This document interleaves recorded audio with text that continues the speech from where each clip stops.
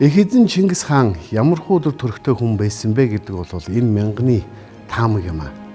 Эртнээс Араб, Перс, Орос, Армян, Хятад түүхэн сурвалжуудыг шүрдэн үзэж Чингис хааныг ямархуу өдөр төрхтэй хүн байсныг тодруулах гэсэн ордлого удаадаараа гарч ирсэн. ертөнцийг байлдан дагуулагчийн түүхээс эхлээд Владимир Кафаровын олсон Монголын нууц товчоог хүртэл олон судар ном нээгдсэн боловч түүнд Чингис хааны тухай ямар нэгэн зураг дүрслэл байгаагүй маа. Харин эдгээр агуу судрууд Чингис хааны агуу их үйл хэргийг л дүрсэлсэн байсан юм аа. Их эзэн хааны үйл хэргийг нээсэн судрууд олдох тусам энэ хүн ямар хуудад төрхтэй хүн байсан бэ гэсэн асуулт улам бүр хүчээ авч байлаа. Их эзэн Чингис хаан ямар хуудад төрхтэй хүн байсан бэ?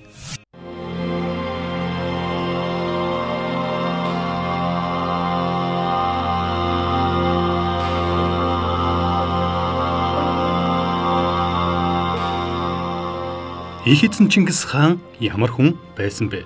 Бүгд ирж хайж, дүрслэн зурж, домог түүхийн улбааг хайж байлаа. Владимир Кафаров Монголын нууц товчоог олж Иранаас судрын чуулганыг орчуулж, Армийн, Орос, Исламын ертөнцөөс ер нь хаасайгүй эзний байлдан дагуулалтын түүхийн бичгийн сурвалжууд нээгдсээр байсан билээ. ертөнцийг байлдан дагуулагчдын түүхээс эхлээд их хааны хөрөг төрхийг үлгэр домог, түүхэн тэмдэглэл, таамаг, уран сэтгэмжээр дүрслэн зурж бүтээсэн олон зураг гарч ирсэн. Гэвч их хаан ямархан дүр төрхтэй хүн байсан бол гэдэг асуулт хариултгүй хэвээр.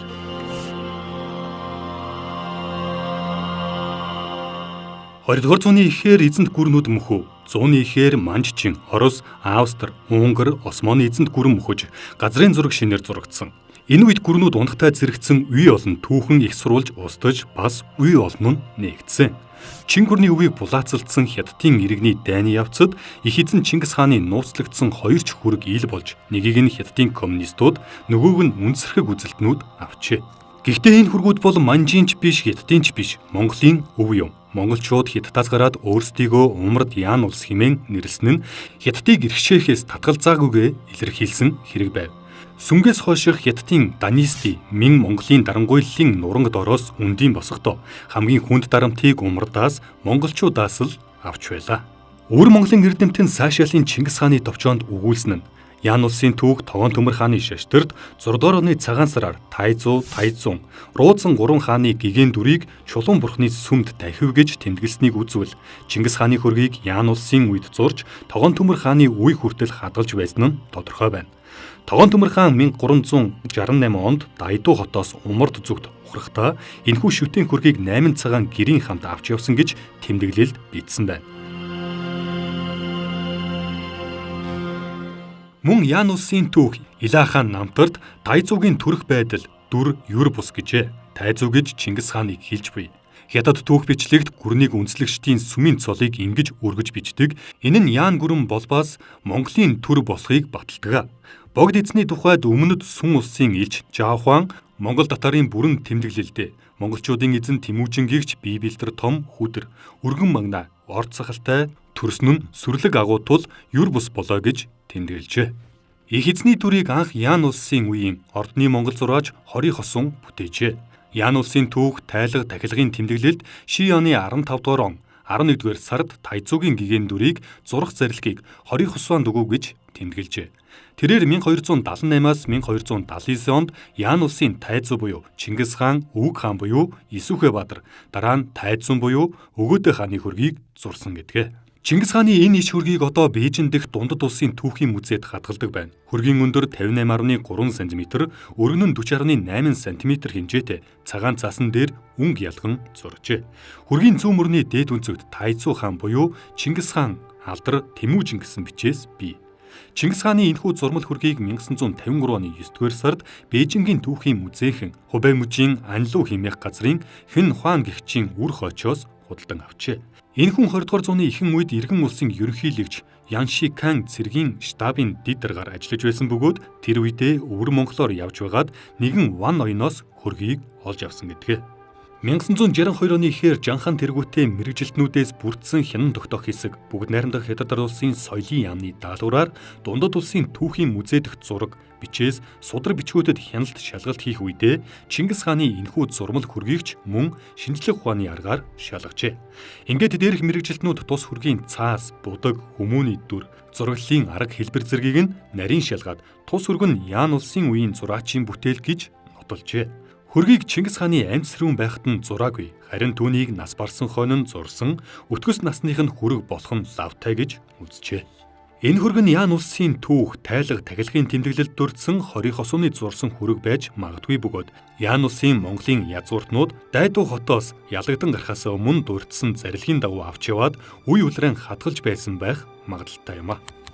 Бээжинд хадгалсан хүргийг олохоос өмнө уламжилж байсан Чингис хааны хүрэг бол Манжин хааны ордны Ноншиун харш дахь зургийн цуглуулгад байжээ. Энэ цуглуулгад эртний хаад, хатад, богд, мэргэд ба алдарт сайд түшимлийн хүрэг 500-аад байсан гэдэг. Тэдгэрийг бүгдийг нь нэхмэл торох дээр өнгө ялган зурсан. Өндөр нь 50.4 см, өргөн нь 47 см хэмжээтэй байжээ. Эдгээр хүргүүдийг Манжин тэнгэр тэтгэгчийн 13 дугаар он буюу 1748 онд хааны зарилгаар хураан хадгалсан гэдгээ. Ян улсын хаад хаттын хүрэгдүү Чингис хааны хүрхийн хэмжээж бусад зургуутай адил бөгөөд бүгдийг нь хамт дэвтэрэлжээ. Эдгээр хүрэг нь бүгд адил хэмжээ хэлбэртэй байхыг үзвэл Мин улсын үеийн зураачид их хүргөөс нь хуулбарлан зурсан бөгөөд Ноншиунд хадгалагдаж байсан хүрэгч мөн хуулбар болох нь дамжиггүй юм а. Харин жинхэнэ иш хүрэг нь Монголын язгууртны гэрээс олдож Цинхуаны хойч үед хадгалагдаж байсан тэрхүү иш хүрэг гэж үзэх баримт нилээдгүй байдаг юм гэжээ. Анх их эзэн Чингис хааны хөргийг харсан маань огт санаанаас гардаггүй юм. Налаахын дунд сургуулийн сурагчдыг Монголын түүхийн музей үзүүлэхээр бөөнөр нь нэгэн амралтын өдөр авчирч үлээ.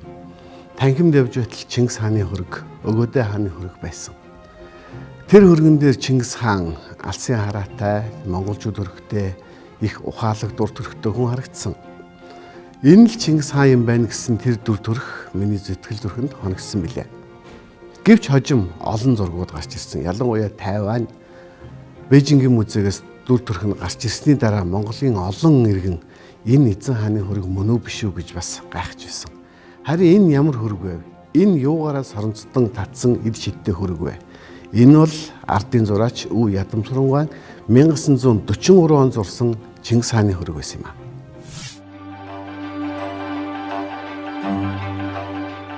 Соёлын авьяа зүтгэлтэн нэрт орчуулагч Ганбаатарын 2018 онд Чингис хааны харц өгүүлэл бичжээ. Ижилсэн нь өмнө өгүүлсэн сайшаалын Чингис хааны товчон бүтээлтэй адил юм.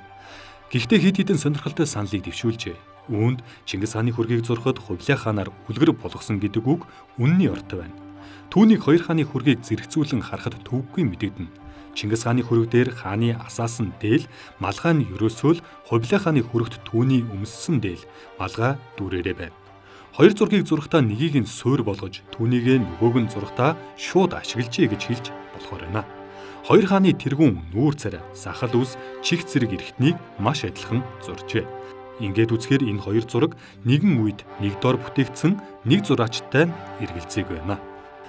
Тайванд хадгалагдаж ирсэн Монголын хаад хаттын хүрэг зургуудын хамт хадгалагдаж байгаа Чингис хааны иш хүргийг үзэж шинжээд олж мэдсэн төрсөн сэтгэлдээ одоо хуваалцсан.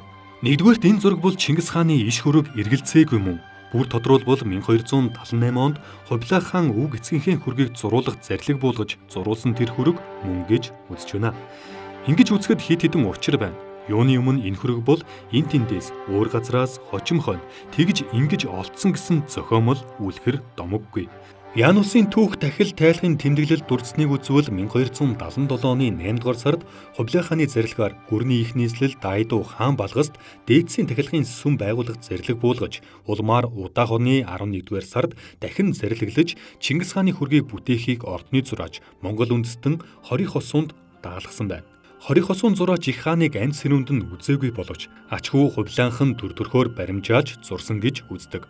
1279 оны 2 дугаар сард дахин зарлиг буулгаж Чингис хаан Өгөөдөө хааны хүргийг хувлан судар бичгийн хүрээлэнд байршуулж хавар намрын үлрэлд тахилга үйлддэг болжээ.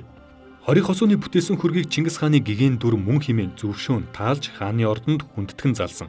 Хувлаа цэцэн хаан 10 хэдэн наснда Өв эцэг Чингис хаанд бараалхан бэлэг сургаалыг нь сонсож сайшаал шагнал өртөж байсан тухай Рашид ад-Дины судрын чуулган, Луу алтан товч, Эрдэмтэн, Сайшаалын Чингис хааны товчоон зэрэг судар шаштрт өгүүлсэнийг үзэхүүл Монгол зураач 1278 онд зурсан хөрөг Чингис хааны гэгээн дүрийг үнэн мөнд нийцүүлэн бүтээсэн анхны гадаад иш хөрөг мөн гэж давхар нотолж байна. 50-ны иш хөрөг Хятадын үндэсний бүзэн энэ хөрөг хоёр хоёулаа нэг цаг үед зурагдсан их хувилбар бөгөөд нэгийг нь дахилгад нөгөөг нь залгамжлагчд нь зориулсан гэдгийг эрдэмтэд ер нь баталчихсан юм билээ гэж Бээжинд хөргийг сурвалжилсан сэтгүүлч Цандунхүү өөрийн блогтоо хэлсэн байна. Хожим нь энэ хөргөөр ардчилсан хувьсгалын дараахан хивс нэгсэн нь өнөөгийн ерөнхийлөгчийн зарилгаас эрт Монгол айл компани албан газруудын хоймортой залдаг шүтэн хөрөг болсон билээ. Ер нь ядам сурангаан зурсан тэр хөрөг монголчуудын сэтгэл зүрхэнд их ойр санагддаг. Тухайн цагта албан ёсны шахуу иш хөрөг болжээ. Чингис хааныг зурсан ядам сурангаан хөргийг иш хөрөг гэж үзэх магадлал бол бий гэж би хувьдаа боддог. Учир нь өмнө дурдсан сурвалжуудад бичигдэн үйлдсэн баримтад Тайзун Өгөөдө хааны зургийг зурулсан тухай дурдсан байна. Ядам сурангаа их хааны хөргийг зурхтаа санаанаас сэтгэмжилж зурсан буюу Өгөөдө хааны энэ хөрөгт тулгуурлаж зурсан нь илэрхий харагддаг. Тиймээс Чингис хаан Өгөөдө хааны хөргийг зэрэгцүүлэн залхад аргагүй эцэг хөвгүн харагддаг байсан биз. Чухам ийм учраас бидэнд илүү үнэмшилтэй ойр санагддаг байх. Чингис хаан 3 дугаар хөвгүн Өгөөдөдөө хайртай байж их ор залгуулахыг гэрээсэлсэн юм а.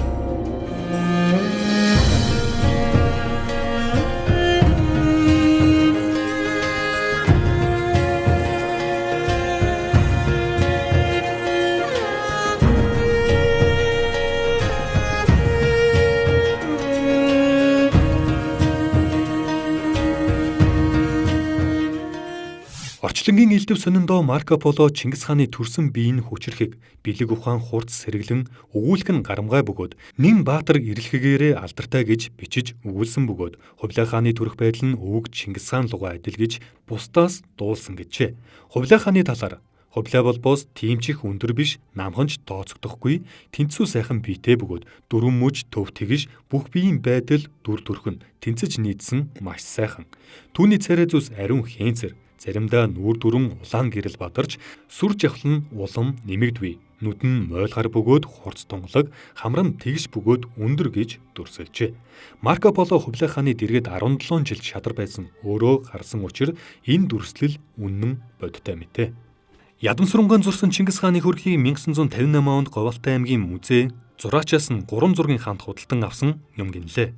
За Говьалтай аймагт их зураг байхгүй, хуулбар нь байгаа гэсэн мэдээлэл гарчээ. Зураач Чингис хааны хөргийг зурснаас хойш 11 жилийн дараа өвгөн хуурч гэдэг алдарт зураг зурсан гэдэг. Тэр зурагтаа Чингис хааны дүрийг шингээн бүтээсэн. Цаг үе хаалттай, халгаатай учраас өвгөн хуурчийн дүрээр зурсан гих яриа байдаг. Ер нь ядам сурангаа маш зөнтэй. Өмнө нь бас өөр хүний хөргийг сэтгэн зурсан нь хожим болцсон хөрөгтэй тун адилхан байсан гэж ярьдаг.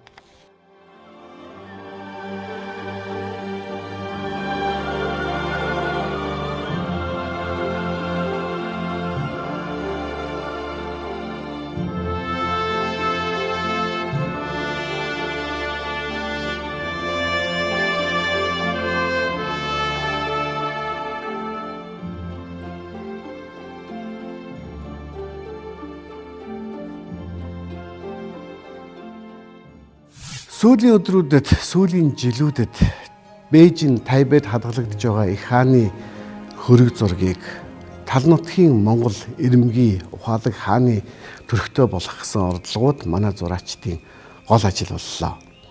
Зураачид маань он удаан жил оролцоор л байна. Хамгийн сүүлд зураач одонгийн зурсан их хааны хөрөг ихээхэн шуугаан дэгдээлээ. Гэвч нэг л сэтгэлд бууж өгөхгүй байгаа билээ. Гагцхүү тэр эр зориг ирэмгийн алсын хараа ядам сурангаан Өгөөдө хааны зургаас их авсан тэр зурагт хадгалагдсан үлцээр байгаа билээ. Мартагдсан бэлэгдүүр нэвтрүүлгийн нэгэн дугаар өндөрлөө.